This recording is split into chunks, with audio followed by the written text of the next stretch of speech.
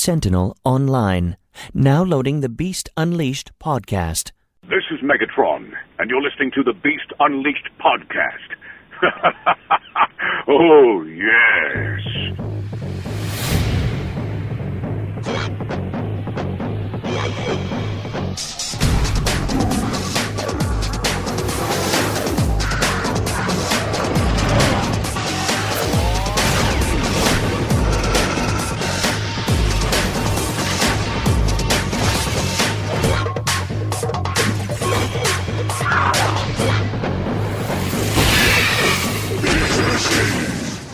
This episode of the Beast Unleashed podcast features Stephen C. Phillips, Mike Blanchard, and Michael Wilson. Hello and welcome to the world's first ever Beast Wars Beast Machines review podcast. This is the Beast Unleashed podcast, brought to you by the Geekcast Radio Network. I am your host, Steve, Joe, and Mike, and joining me is Pecan Court Michael. Hello. Hey, how's it going? It's going. And Steve Megatron. Hello. Howdy, howdy. Hopefully we won't have to kill Steve in this episode. I will kill you first. Hey, if you get up and leave, you're dead, dude. You're dead. Today we'll be reviewing 3 more episodes from Beast Machines. Because tonight that we're recording this, we're on an extremely tight time schedule. It's going to be an extremely short general chat. So, Steve, what have you been doing? A lot of Transformers and other voice acting, voiceover related projects, not necessarily in terms of the fan version of a Beast Wars episode, but more so just all kinds of random. Yeah. Oh, and I won a prize on Radio Free Cybertron's contest this week.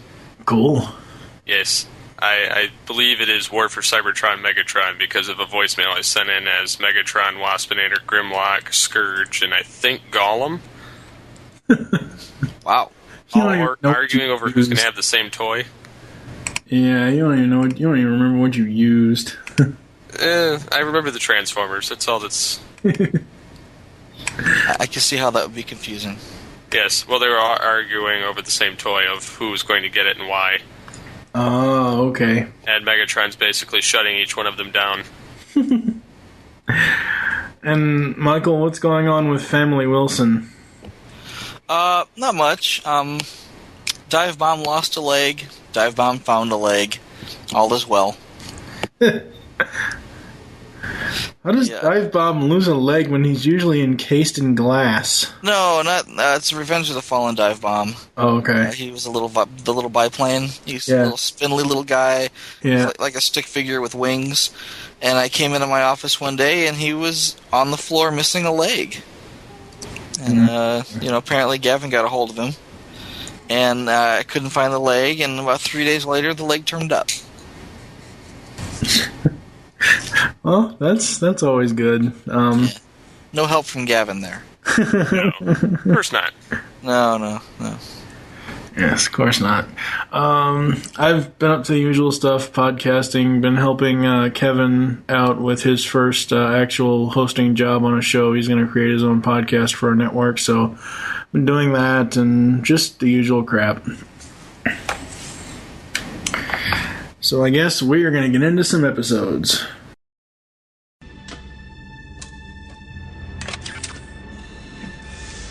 What you got there? How long you been snooping around up there? Long enough. Can I have a look? Nah. You look with your eyes. Okay, that's a spark extractor, but what's it rigged up to? An old DNA scanner.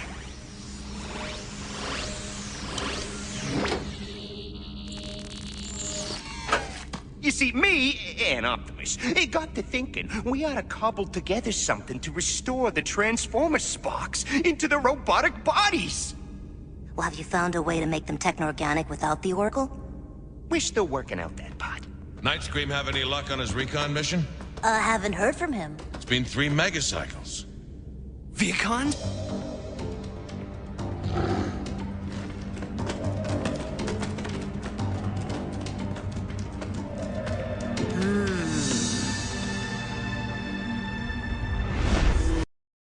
First up, today is In Darkest Night. Black Arachnia finally revives Silverbolt, but is he glad to be reawakened? Rhino, really? I mean... That was quite an obvious pull. God. That's all that happened. I know. Good night, everybody. I know, but, I mean, what the hell? Let me look at the... I think Rhino was drunk when they wrote these, or the guy obviously didn't understand the point of writing a plot. Yeah, it's like down one sentence. That leaves you wanting to watch the episode, not, hey, here we are. Yeah. It's like one sentence, and it's funny, in the booklet they have like ...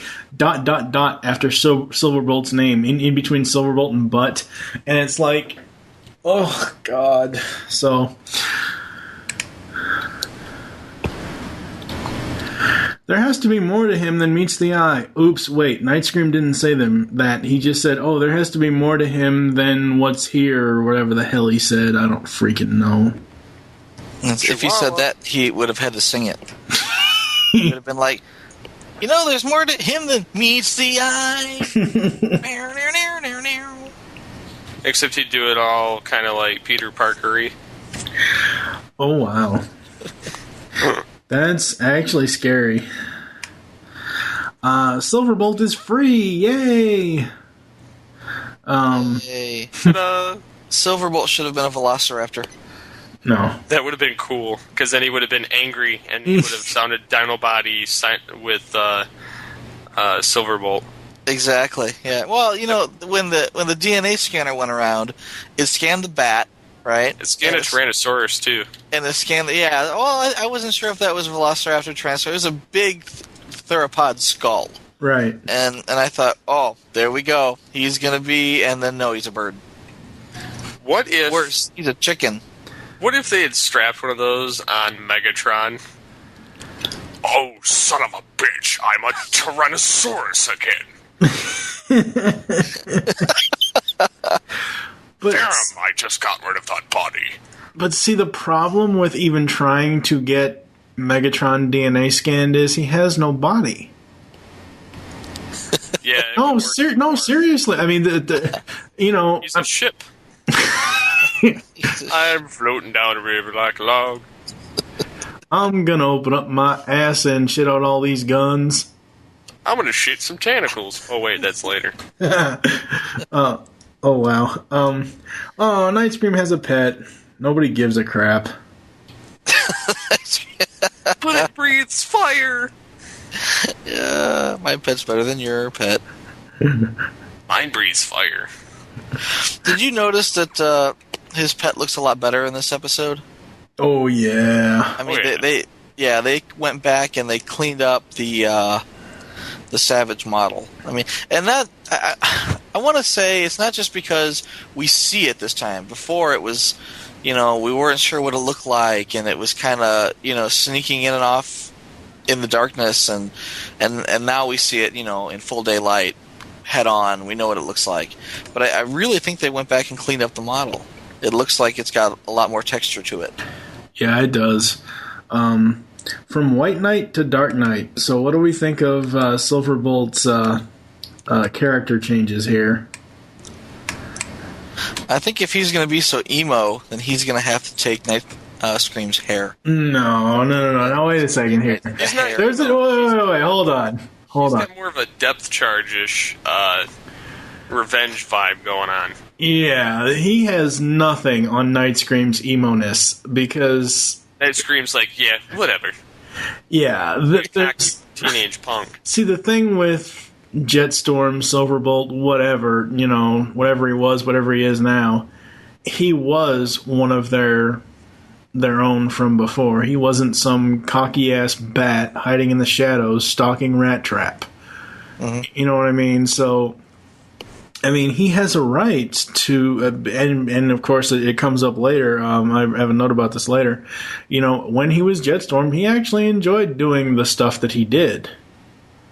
He didn't. So he has a right to have a tortured soul. That's understandable. Yeah. So they went a different direction with the character that I'm not entirely sure I agree with. similar to what they did with Rhinox.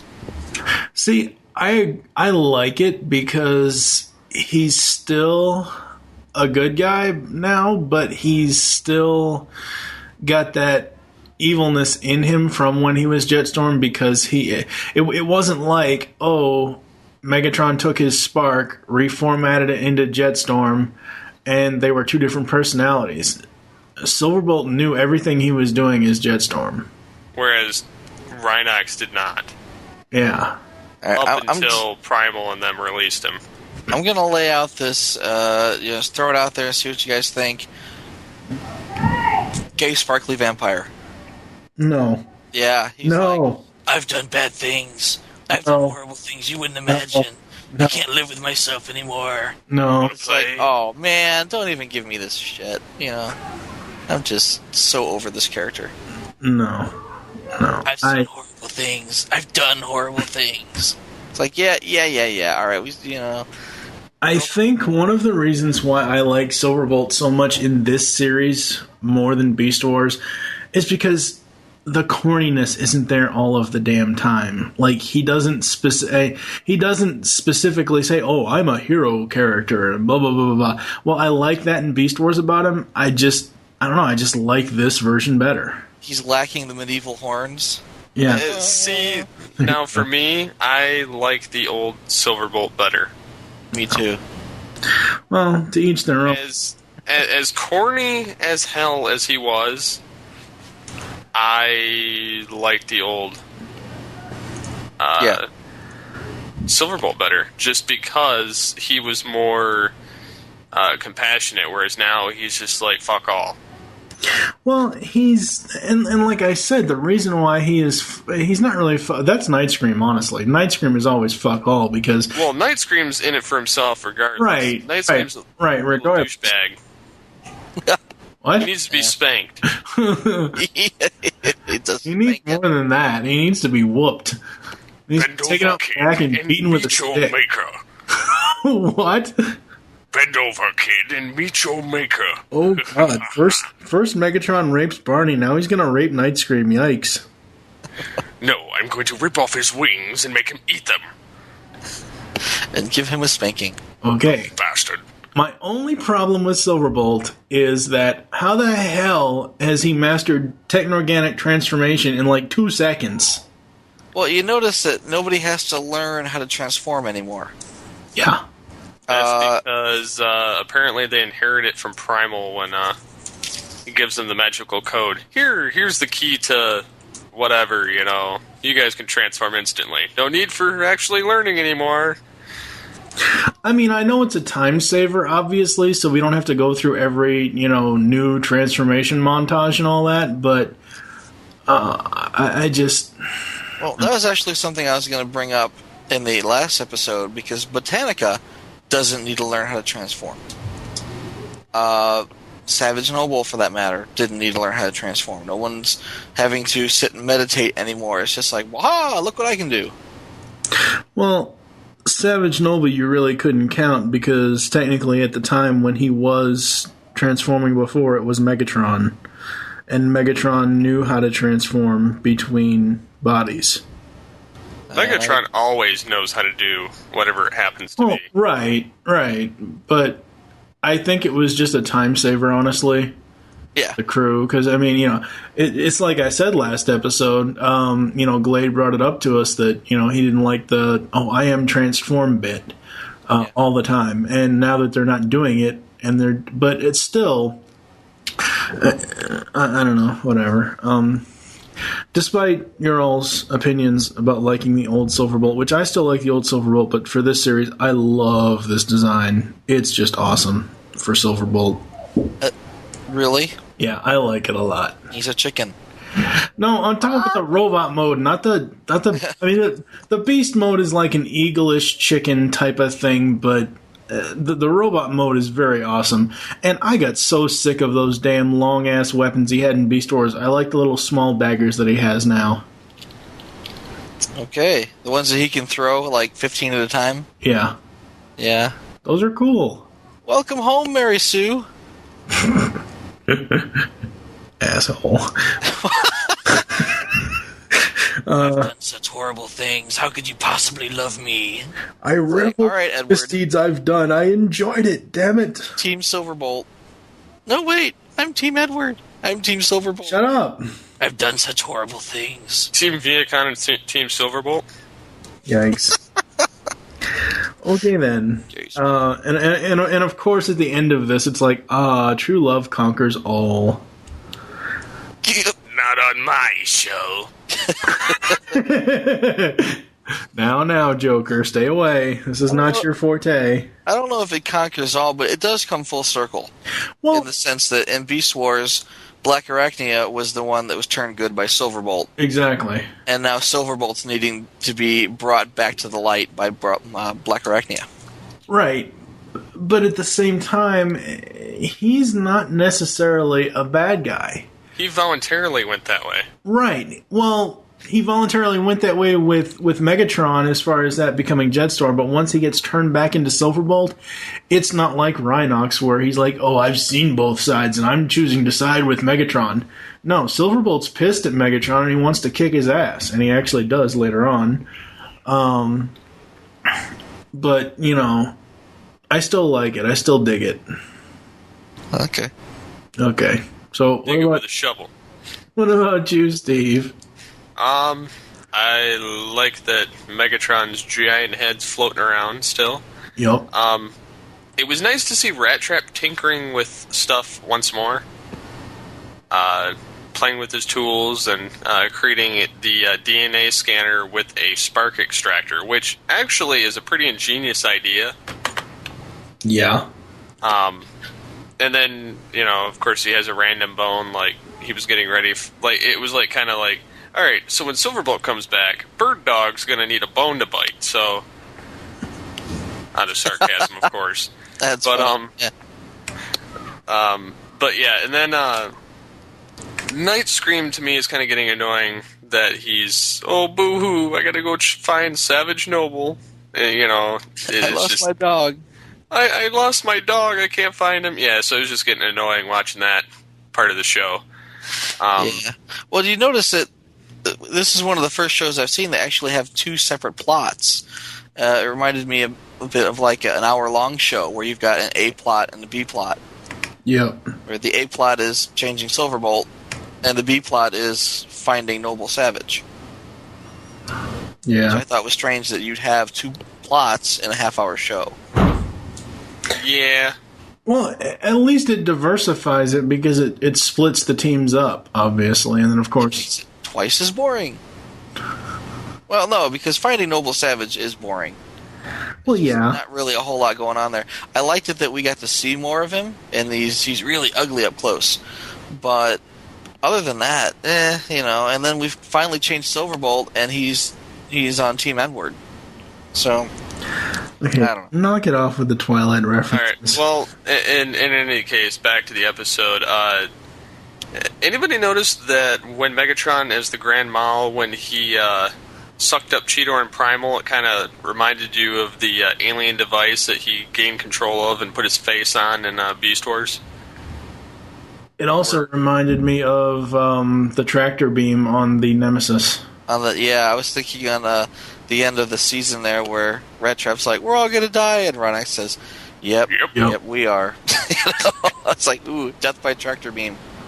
Yeah, but I mean, the tractor beam thing in this was pretty cool, seeing that occur again, regardless my first of the note fact. was actually Scotty beam me up. Yeah, you'll appreciate that. That's nice. But yeah, and then of course I liked how, you know, they were like, oh, there's this problem. I haven't figured out how to make a techno-organic yet when they get scanned, and she's like, well, I'll figure something out. And all she did was she just put up a web that knocked Jetstorm into the techno-organic goop. Yep. And then it's like scanning for life forms. And then it just, you know, it's like, okay, Beast Wars is back. You know, I almost wish the voice was there, though, because that would have been awesome. Yeah, it would have been so awesome. I would have loved to have heard scanning for life forms, and then just hear, you know, because you did hear some of that sound of that device working. Yeah. So that was cool. And then seeing him transform, of course, turning into Super Chicken was kind of disturbing. I don't know. That's just what he looked like to me. He's an eagle, damn it. I know, but is the think type he's of a organic condor. form? He looks like some kind of either something from the Muppets or something from like a Looney Tunes reject cartoon. But I mean, I don't know. I think that his robot mode looks like it belongs in like animated more so than Beast Machines, and I think his Beast mode, despite it looking like a Super Chicken, it seems all right. I can honestly say I still, regardless of the fact of what he looks like, I like Silverbolt a hell of a lot better than Nightscream. Well, yeah, I mean, there's no contest there. And in these 3 episodes we're doing today, it's also kind of funny that the Maximals all of a sudden get 2 new recruits. Yep. At halfway through the 2nd season, with no 3rd season. Yeah. You know what I would have loved to have seen? Dinobot come back. That would have been the shit. Why can't we just let him rest in peace? Jeez. That would have been the shit. They had dinosaur bones on Cybertron somehow. I know, but still. Fuck, have Grimlock come back. Oh, God. And that's another thing that we need to bring up, maybe later on, I think, because, later on, about the whole continuity bit. You got anything else, Steve? I like that one of the final phrases Thrust and Jetstorm did together when Nightscream was looking for Noble, and Thrust is like, nothing noble about us, and then Jetstorm's like, but Savage, we can do that. Yeah, that was pretty awesome. Yeah, you get the last bit of Jetstorm sarcasms in there, and then I like where Megatron decides he's going to torture Primal to get information on the Oracle. He's like, it'll be painful, slow. Well, actually he goes, I anticipate that extracting this information will be slow, painful, and regrettably fatal. Yep. Say regrettably? Yes, he did. I watched it just like 20 minutes ago. I was like, cha-ching, that's awesome. Megatron is the shit. What about you, Michael? I really like the lighting in this episode. I mean, lately I've been kind of ragging on the animation and the graphics and such for the the computer animated whatever. But this episode was nice. When they're underground, it's nice and murky and green. It's like reflected green light that kind of moves. It's very foreboding. When they're inside the Grand Mall, it's very dark. And the darkness kind of moves, and it had just enough ambiance there to really help the scene. And they even get water right this time. The waterfall looked really good. It looked better than it did that in I forget what episode it was. It was a couple back. Right. When they first run into Noble Savage. Yeah, that was the episode. Savage. Yeah. Cool. Yeah. Yeah, it was like they went back and fixed the waterfall, so it doesn't look like crap anymore. So that was nice. But yeah, they really went back and cleaned some stuff up over previous episodes. Silverbolt spends a lot of time walking in chicken mode. He likes it. I don't like it. It's like, what? If you're not going to fly, just cut off your wings. Yeah, exactly. Just no. If you're not going to fly, transform in the robot mode, because you just look really funky walking around like a chicken. I kind of feel that they were saving up for that big, samurai robot reveal later on. Mm-hmm. And it's like, well, let's not have him change just yet. We want to get it just right. But yeah, watching him walk around through the Grand Mall in chicken mode was just, it's like, I want some KFC. That sounds good right about now. And by the way, he's a condor, not a eagle or a falcon. Yeah, that's why I said condor. Did you know they reused the scene of Nightscream's bones? Yeah, I did notice that. Yeah, that that's was the same so bones. cheap on their part. But I think that by that time Hasbro was cutting Mainframe off, saying, "Yeah, this is the last season, so if you can reuse, because we're not paying you extra." Yeah. Yeah, I kind of got that impression with the first episode of season 2. So to me, that kind of was irritating, but whatever. No, it was really a quick looked like. scene. Yeah, well, I mean, all of the first episode of the season premiere, it looked like they were running out of time and money. And at least now, it looks like they're starting to fix things. But I didn't so much mind it. I mean, they passed by the bat. Reasonably could have been a condor, maybe, sure, And then lastly, after this, I don't think we're going to get to see Megatron's face anymore. He's just going to be, the Matrix version of the Grand Mall. Well, we constantly see the digitized version of him. The digitized? What do you mean? That's what I'm saying, though. When we see him and he's talking, it's the Grand Mall head talking. It's not Megatron face.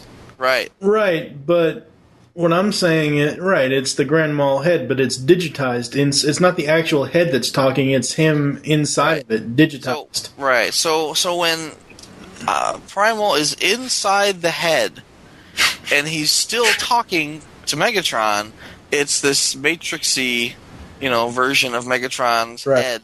But the head isn't a Megatron head like we saw with the answering machine in the last episode. It's the Grand Mall head. The Grand Mall head's going, in the digital. Be patient. A form of a Megatron head will be returning soon. So. Oh yeah, I know. Yeah, but it's not until the last episode. So stupid. Well, I like that. I do not like the fact that he stole that. No way. There is. I want to say I would pay $1 for that. Yeah. You see an awful lot of the Optimal Optimus mold floating around out there. I mean, it's like if you buy a bulk lot on eBay of Transformers Beast Wars toys, at least one of them is going to end up being an Optimal Optimus. They could have easily just slapped a Megatron head on there, and I would have bought another one. Yeah. Heck yeah. Heck yeah. Heck yeah. So is that it for In Darkest Night? That's all I got. That's all I'm thinking. Alright, so we're gonna move on. Silverbolt, Nightscream, aerial recon.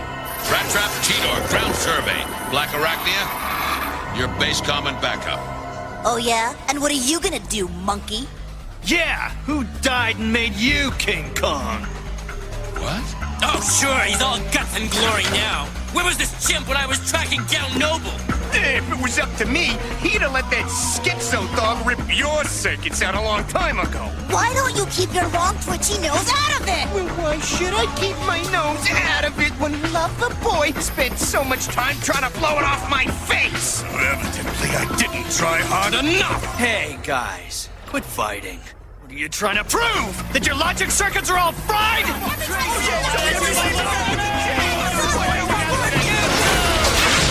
Enough! Remember what is important here. We must stay focused on our goal.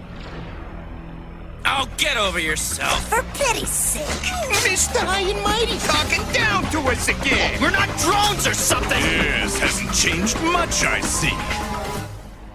If you want to act like a bunch of surly farm animals, so be it. I'll deal with Megatron alone.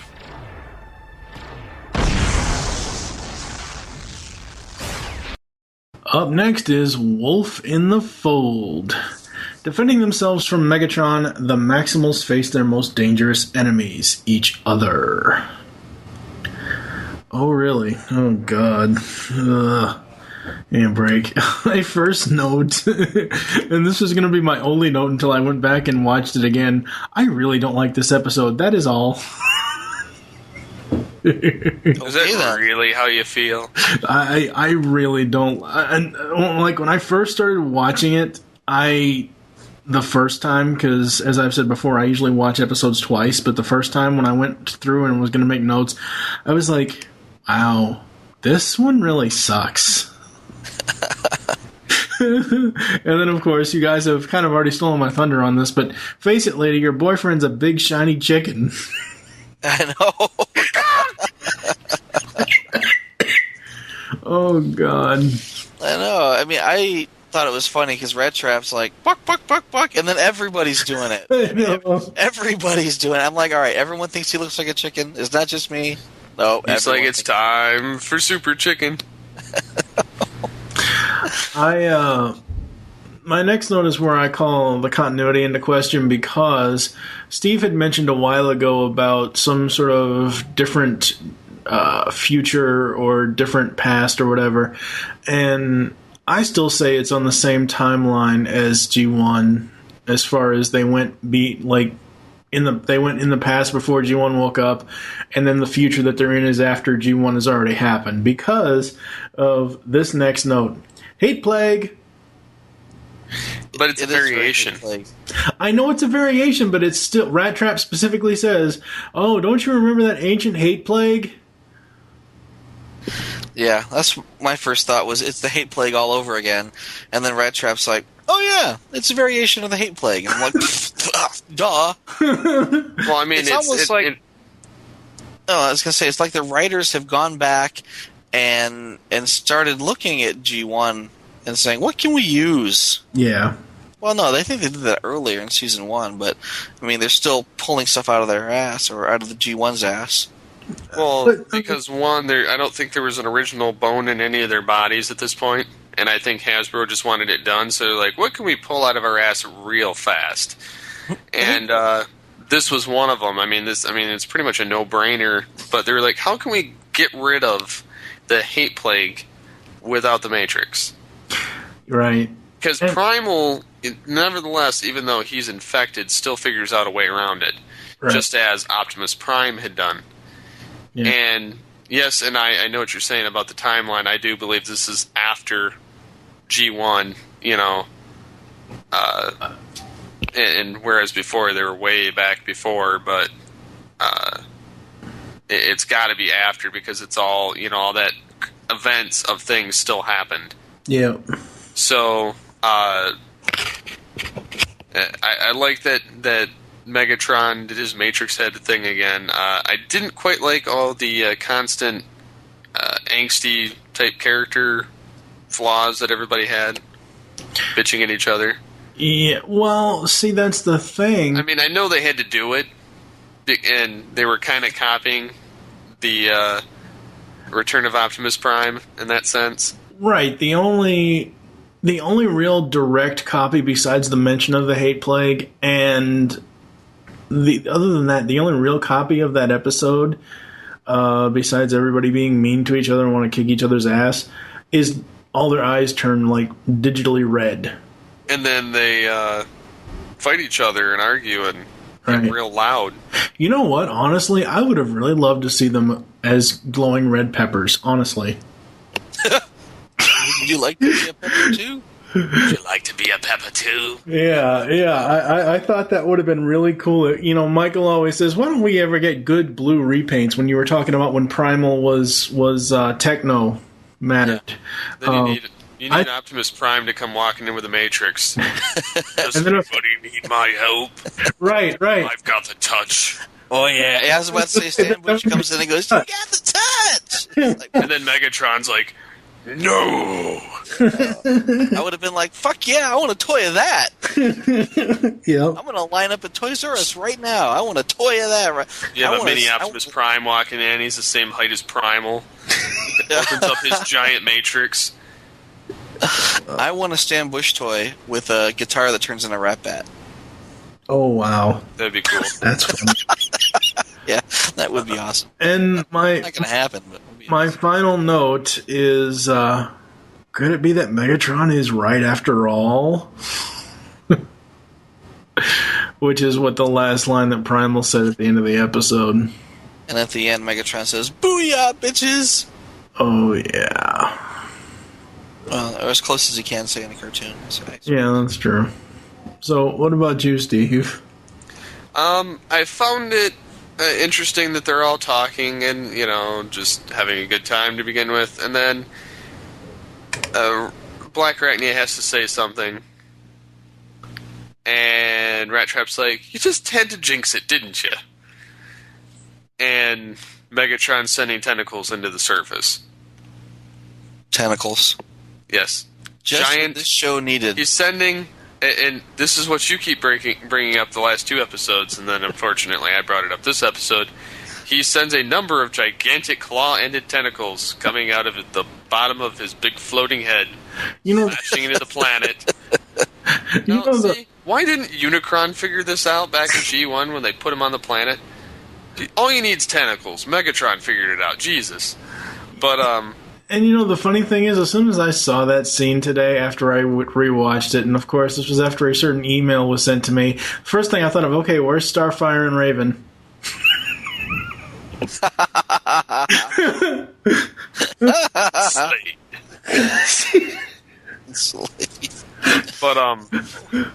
But yeah, so I mean that was quite disturbing in the least to see happen.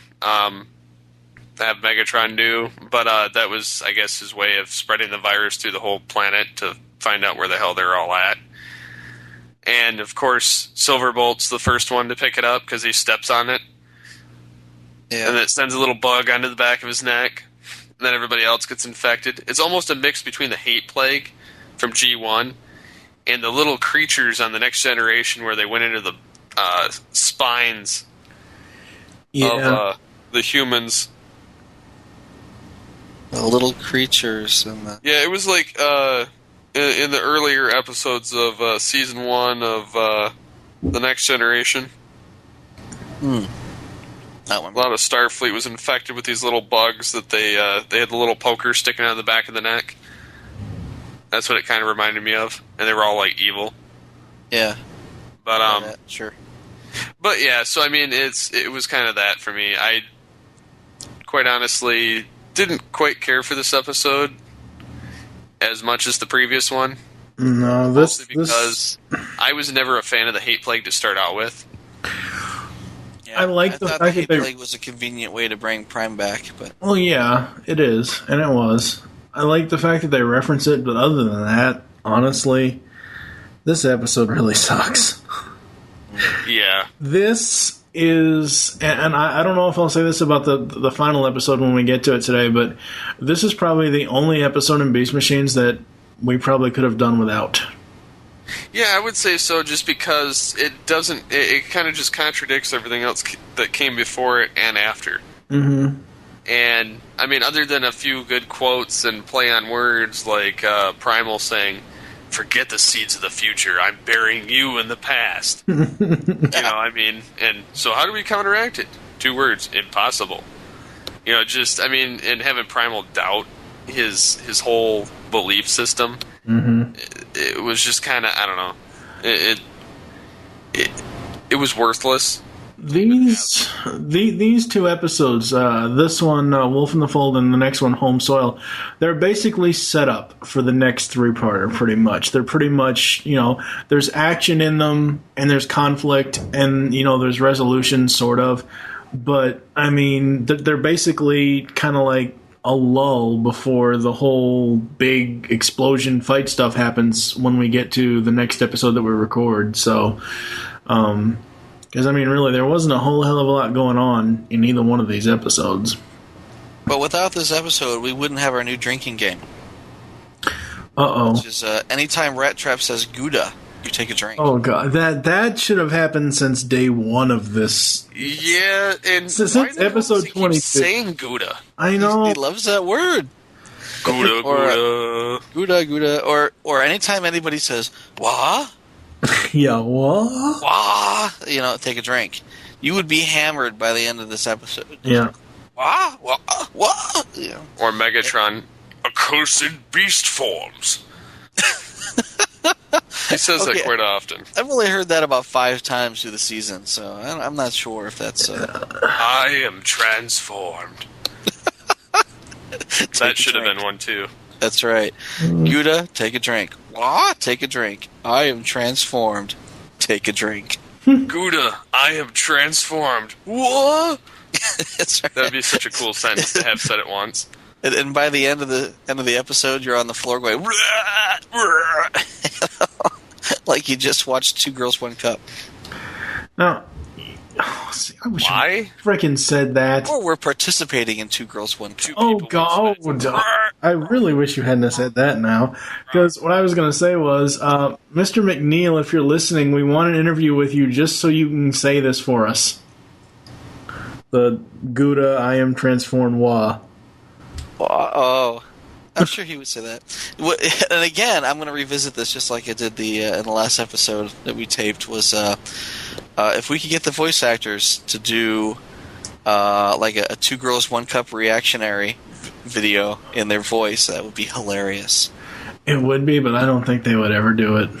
I'm still going to reference that Schwarzenegger one, the guy who does the Schwarzenegger voice. I know.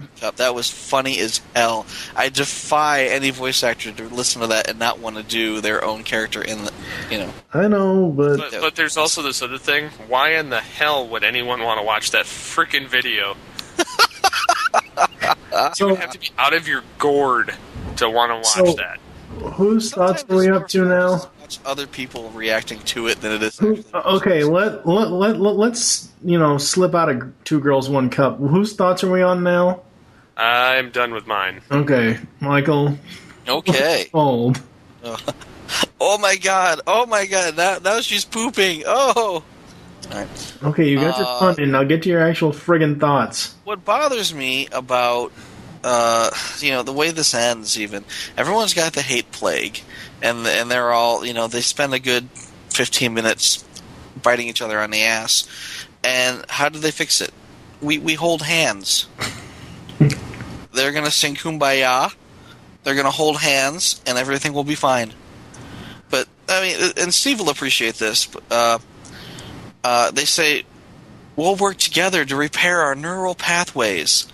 And I'm like, what? This is complete technobabble as plot. It's like, we eat Gouda cheese. No, it's like, and I'm technobabble as plot is, or technobabble as resolution is very, Star Trek Next Generation, where we're just going to reverse the polarity on the forward deflector shield, and that will fix everything. And ta-da, everything's fixed. And you're like, well, how the hell did that happen? Well, They've never used that one before. I know, it's like we had the hate plague. Well, we held hands and it fixed it. We sang Ring Around the Rosie, and it reversed it and sent it back to Megatron. Yep. Exactly. It just didn't make any sense. I mean, I kind of thought it was kind of cool to watch them all fly through the air in like this weird daisy chain hanging from Primal.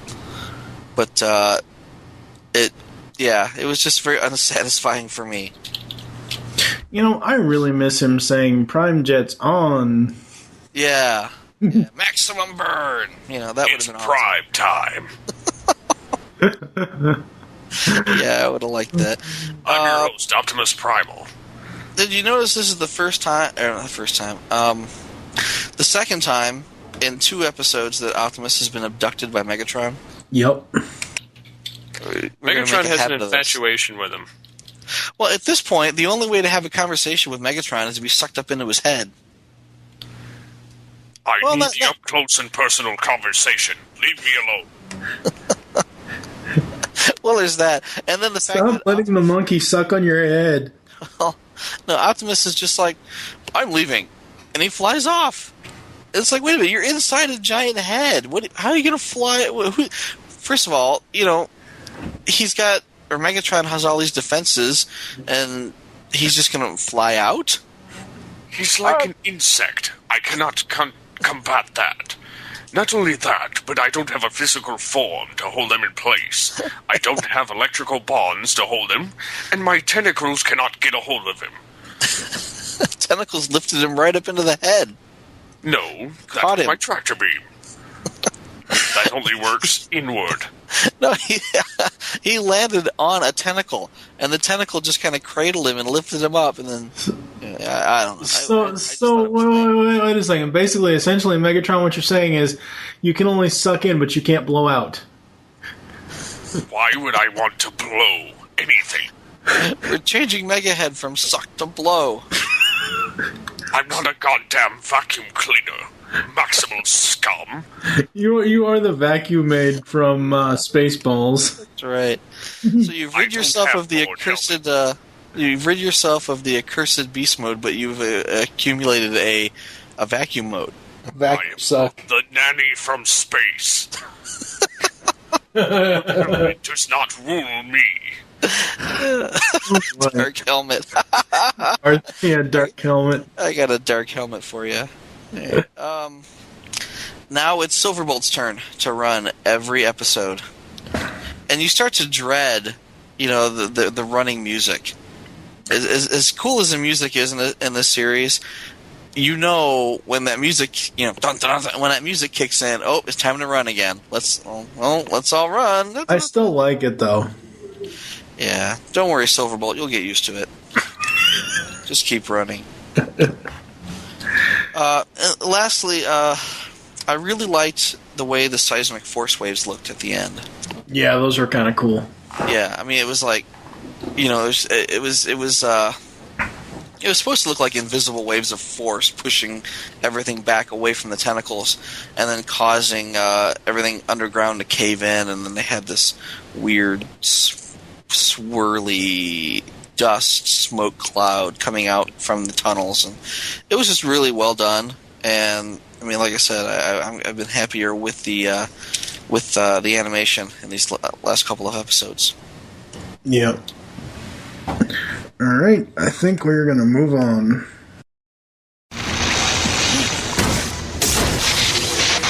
Cheetor, no! Big Pie, what are you doing? Reformatting it.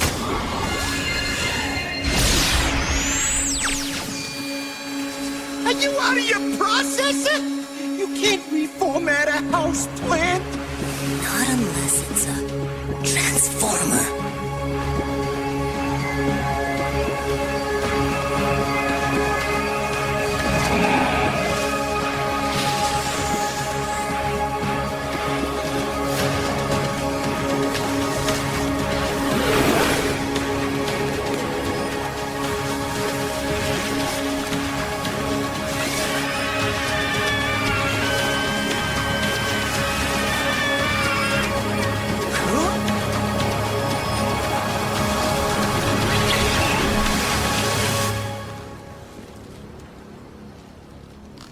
How did you know?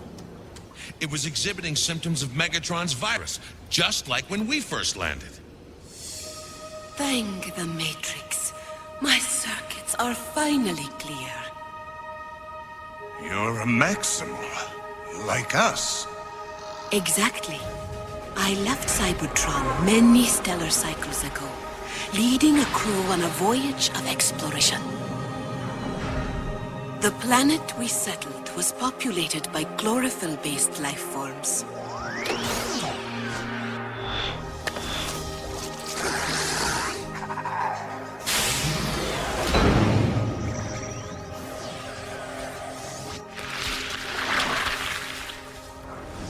So, whereas our crew assumed the form of animals, my crew became sentient plants. That means talking trees. Thanks. They were on the same scientific mission we were on, until Megatron dragged us into the Beast Wars. Megatron? Well, that certainly explains a great deal. No doubt he had something to do with the distress call I received. Yeah, not to mention the welcome wagon that ran you over when your ship dropped into orbit. His attack shorted out my ship, along with my higher reasoning protocols. My self-preservation circuits must have kicked in. which is why you were lashing out at us. Fortunately, your reformatting automatically rebooted my primary operating systems. Although I am puzzled as to how organics can exist on Cybertron. It's, And finally up today is home soil. Oh God, help us all. Soiling your home. I almost read the wrong description. A seemingly empty spaceship crashes onto Cybertron, unleashing a dangerous entity. You know what? Honestly, I feel like this is a Scooby-Doo episode. Let the mystery begin. Because it's like just the way that like they show in the beginning, they show all these rocks and asteroids around, and then they show the ship, and of course they show Cybertron shooting the ship down. And when the ship crashes, you see Silverbolt in the background, and he looks to his right at the friggin' audience, and it's like, I wonder what that is. Let's go find out, Shaggy. And he goes, That's funny. I didn't get that at all, actually. I kind of seen this episode as like Aliens. Yeah, where they're all in this ship on a bug hunt, and the interior of the ship has all been, kind of, I don't want to say xenophied, but xenoformed, let's say, where like in the Aliens movie, when they get deep enough into the complex and they start seeing all the walls have been turned into this weird goop, and that's how they live. And this episode reminded me of that when they all went on the ship, and then the walls are all covered in plant life, and it's all gooey and weird. Yeah, it's all gooey and yucky and stuff. Oh, and it just reminded me of that, where it's like, watch those corners, where they need to have those little motion trackers that go beep, beep, beep, beep, beep, beep, Yeah. Colonial Marines. Here's my another complaint I've got, and this, of course, goes to Mr. Emo himself. Nightscream is still a fucking rookie, and yes, Silverbolt enjoyed being Jetstorm, but what right does the goddamn rookie have to make snarky remarks towards Bolt? I mean, Silverbolt, outside of when he was Jetstorm, he essentially has been a good guy throughout the entire Beast era. And it's like, Jesus Christ, you dumb fucking bat piece of shit. Bat shit. Guano. As far as Nightscream is concerned, Silverbolt's the new guy.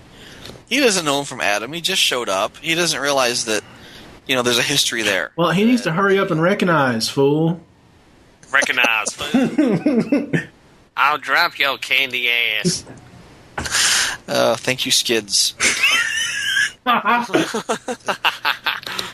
Wow. That's yeah. But yeah, you realize Michael Bay is going to kill you in the next movie, right? I killed that fool. That's right. It hurt. I know it's an James, bitch. So, yeah. Anyway, I mean, I like that they kind of butt heads a little bit. Understandably, they're both flyers. Nightscream thinks that he's no longer the new kid, even though he's still the new kid and he still sucks. But, by the end, they hit it off. There's a certain amount of teamwork going on. Right, yeah, but I just, it just so rubbed me the wrong way when I saw it. I'm like, Jesus Christ, man, don't you realize? Oh, fool. And like Michael said earlier, it's some sort of, my note actually is plant zombies from another world. Plant zombies from outer space. And I made an addendum to that note that this is easily the quote-unquote horror episode of the show. Yeah, because they all go inside the ship, and it's like watching aliens. Mm-hmm. That's what I said. I know. That's what I said, fool. That's what I said. Don't let me smack you upside your head. All right, we need to get ghetto here. Let's get on. Yeah, what we have to do here, and Steve will back me up totally on this, is get all up in Mike's business here. The first thing we see in this episode is Cybertron from space. Right. All right. So, and then you see all the lights on Cybertron, and where the lights cluster, these little clusters of lights is cities, and you see maybe 3 or 4 cities. It's kind of like looking at the United States from space at night, where you see all the clusters of lights, and you can see New York. Is there a point here? It is. Shut your face and listen. Each cluster of, I'm getting to it. All right. Each cluster of lights is a city. Grand Mall isn't bigger than a city. Yes, he is. But Unicron's head is about 1/5 the size of the planet. So Unicron's head. I took another picture of Grand Megatron's head is not as big as the fucking planet. It is a city size at best. You gotta understand, though. That's what I said. You gotta understand, though, if you look at Cybertron in G1... No, we don't have to understand. No, you have to shut the fuck up. You have to fucking understand. G1 Season 3 was I'm not talking about G1 Season 3. I'm talking about G1 Season 1. G1 Season 1 had no Unicron. So you can't use that as a comparison, jackass. Anyways, at the end of the movie, when you sent out the I know what I sent out. That pic on TwitPic. At the end of the movie, you see like Unicron's head rotating. It is literally about a fifth of the diameter of the planet. Oh boy. Unicron is not smaller than Megatron. It's close to the same damn size. No. Megatron's head, the Grand Mall, could fit on Fortress Maximus as a replacement head. Unicron is probably the size of Fortress Maximus as a fucking whole. That's probably true. I'll buy that. I don't buy it. You don't have to buy it. You don't have any money. Toys. You don't have anything to worry about. That is the canon, though. The Grand Mall is made specifically to land on top of Fort Max and be its head. That is, the actual... Even the toy is built that way. You can put the Megabolt Megatron on top of Fort Max as a head. He can't go on my head because I've got Fort Max Puggle. Yeah. Pugless Maximus. Yes. Why is it when the Maximals go back underground and Thrust follows them, I think of the foot soldier that follows Raph from TMNT 1? Who? Oh, God. Ninja Turtles. Yes. First live-action Ninja Turtles, when April O'Neil gets knocked out in the subway and Raph takes her to the sewer den, the foot soldier follows them, and finds out where the lair is. And when the Maximals go back underground after they find the plant zombie stuff, Thrust follows them. Oh, okay. I see where you're going with that. Yeah.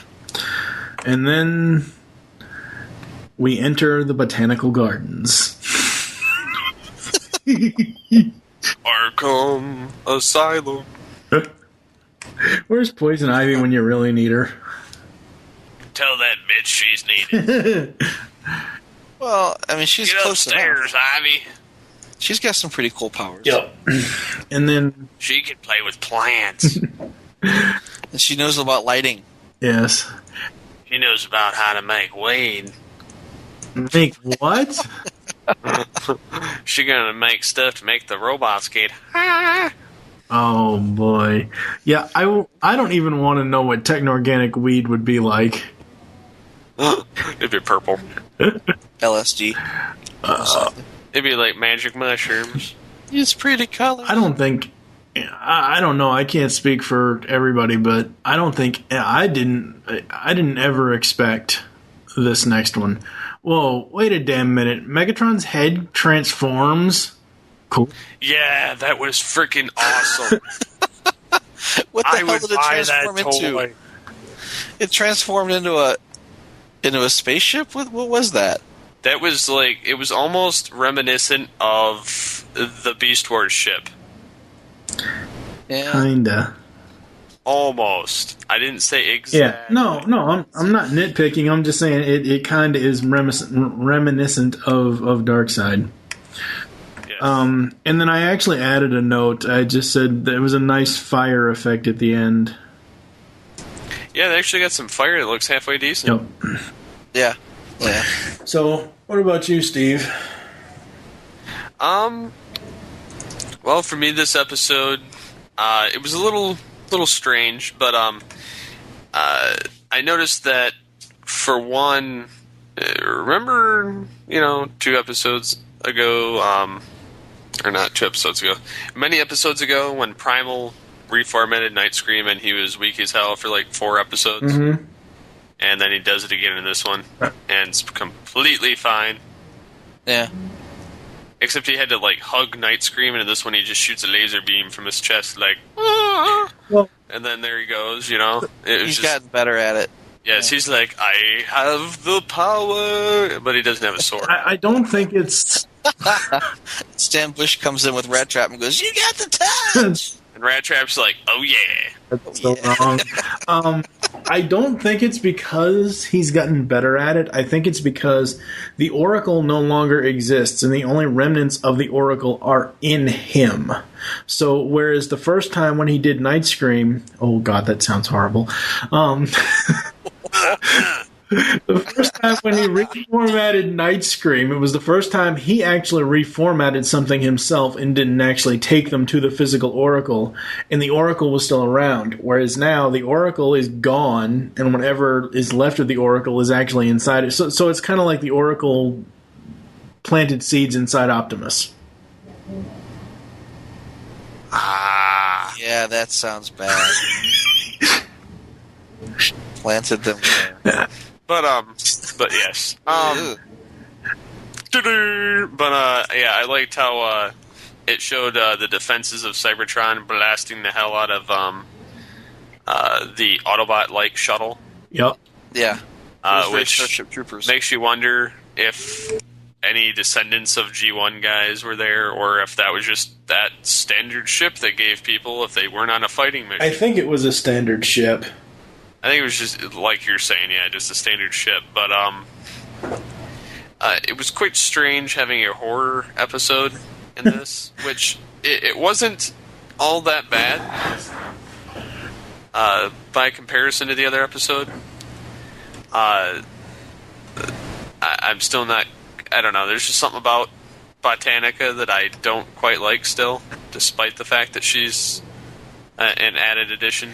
I think the only reason, and I don't, maybe we can talk about this maybe in the outro, but I don't really understand why people don't like her other than the fact that she is a plant. But, like, once her and Rat Trap kind of started arguing, I was like, oh, cool.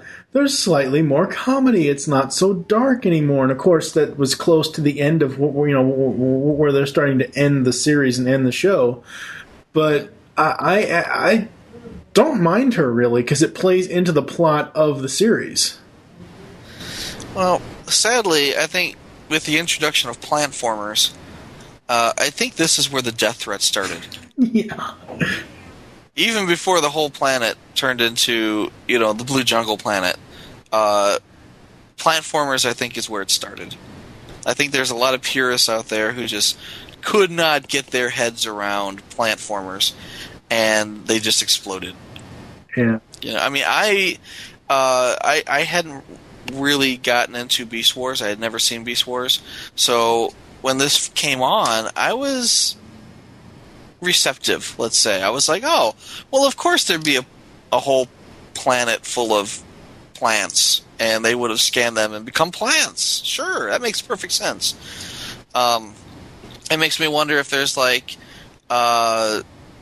silicon-based Transformers out there, or, because whenever you read sci-fi, you've got humans and you've got plants, and then you've got Lords.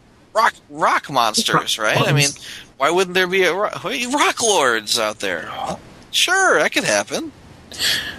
Oh my God!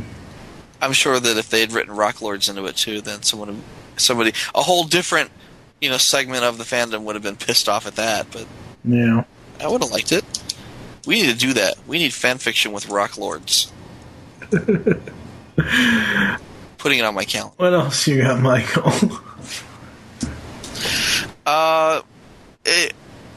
It was interesting to see the drones come back, because now you've got Thrust, and he's got his little midget motorcycles around him, and then jet drones.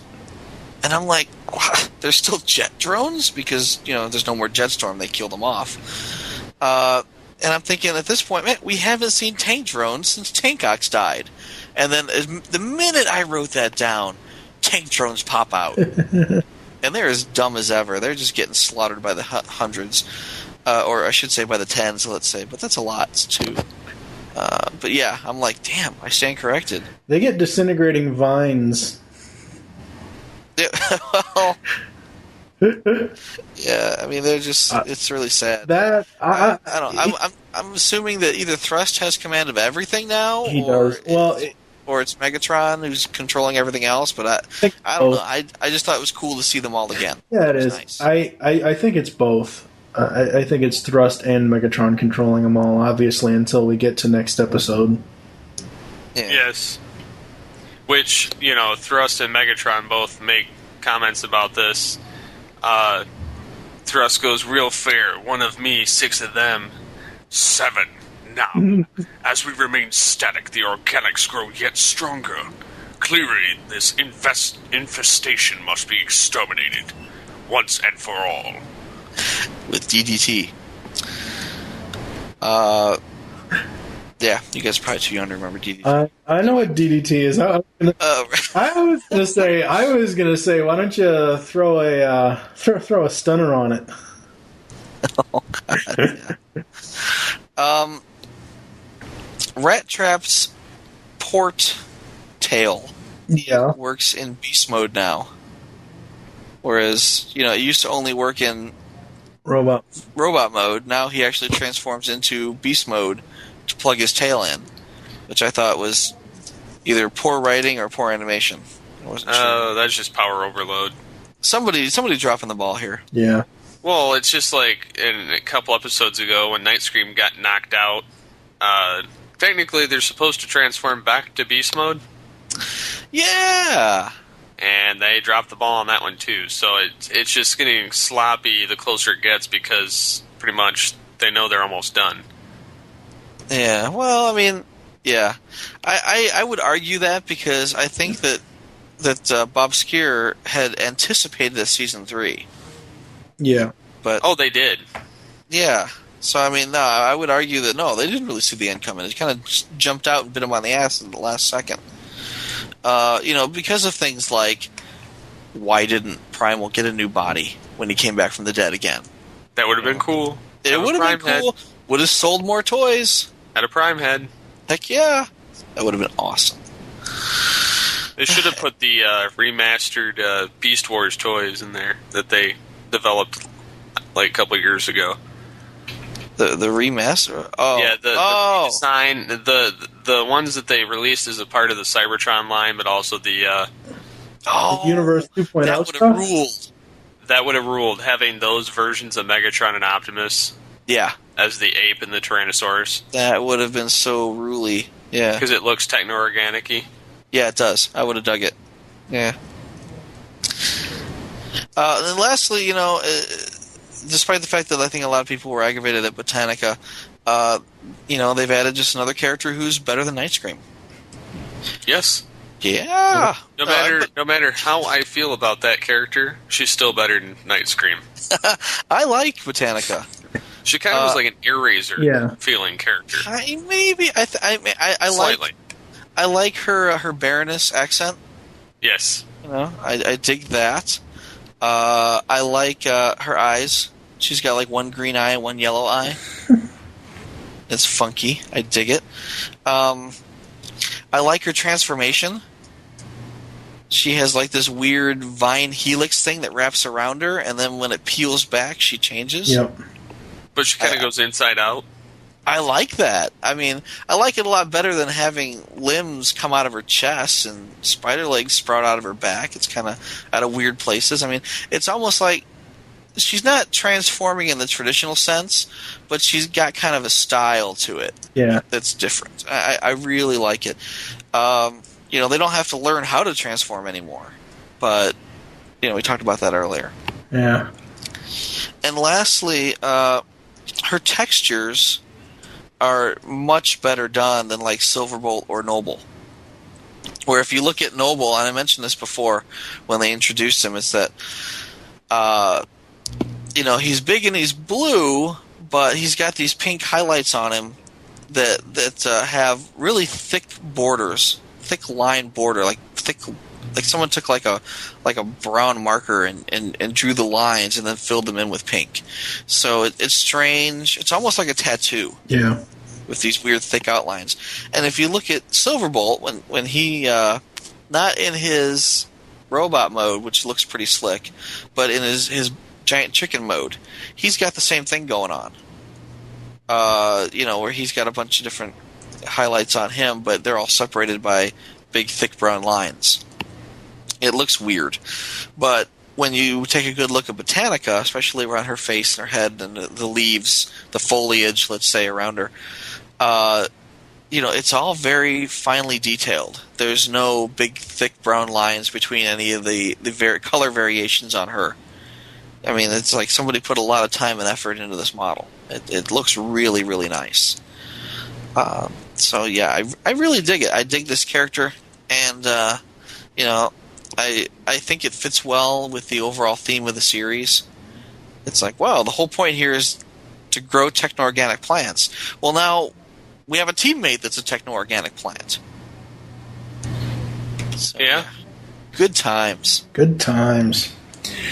All right, you're going to hear some audio clips, and we'll come back with the outro. We'll return to the Beast Unleashed podcast after this. Here's quote number 1. You continue to serve me well, even when fouled by techno-organic matter. I don't work for you anymore. Mind your manners. I rescued your spark from oblivion. I chose you as my general for a reason. Yeah, to satisfy his twisted sense of humor. Don't listen to him. You are a creature of honor, Silverbolt. You fight for just causes. I gave you such a cause. The destruction of all organic life? Cybertron is a haven for machines. While Optimus was eluded by the false visions of a malfunctioning computer, I have been restoring Cybertron's purity, and surely that's the most honorable cause of all. A world without free will? Where's the honor in that? Don't listen to him, Silverbolt. He turned you into a monster. I gave you strength. I gave you power. We gave you friendship. I gave you my heart. I gave you purpose. I gave you life. You gave me nothing!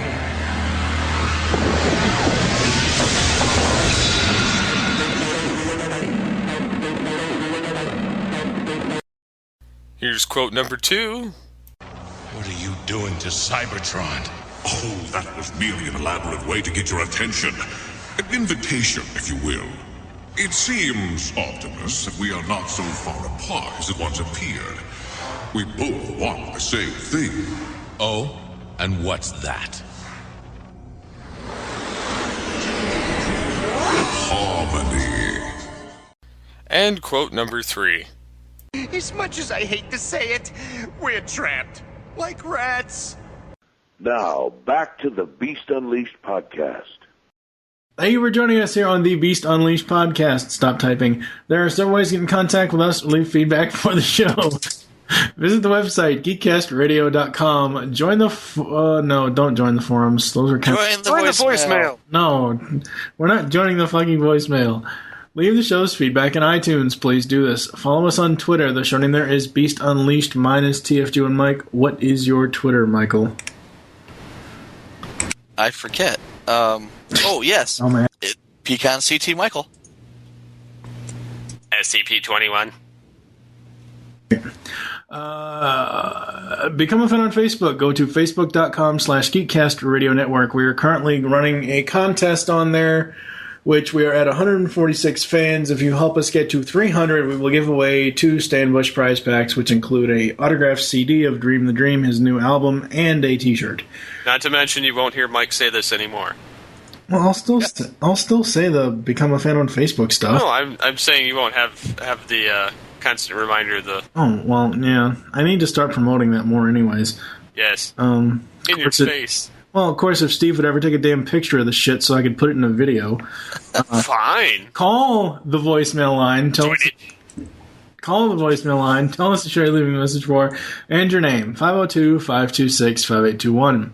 If we get enough people calling in to say they'd like to see the Stan Bush toy, we will get Ratbat. That would be cool. We hope you enjoyed this episode of the Beast Unleashed podcast and wish you will join us next time. We'll be reviewing 3 more episodes from Beast Machine Season 2, those being, this is the Spark War 3-parter, so Part 1 is called The Strike, Part 2 is called The Search, and Part 3 is called The Siege. For now, I am TFG and Mike with... Michael Wilson. And Steve Megatron Phillips. Megatron closed the show. You have the right to remain silent. Anything you say will be misquoted, then used against you. That's it? When everything's coming your way, you're in the wrong lane. Wow, that's so not epic. Actually, You're a fucking pissant. Does that make you happy? I thought you were going to finish the Miranda rights. I will kill you with a spoon. Talk about a sporking good time. A titanium spork. I will take you and shove you up Unicron's ass. Which is much bigger than the Grand Mall. When I transform the Grand Mall into me, then I will take you and shove you up Unicron's ass. He would call it a welcome enema. Grimlock need new strategy. You wouldn't be Grimlock. You'd be the asshat. You could wear Unicron's ass on your head like a hat. Excellent. Yes.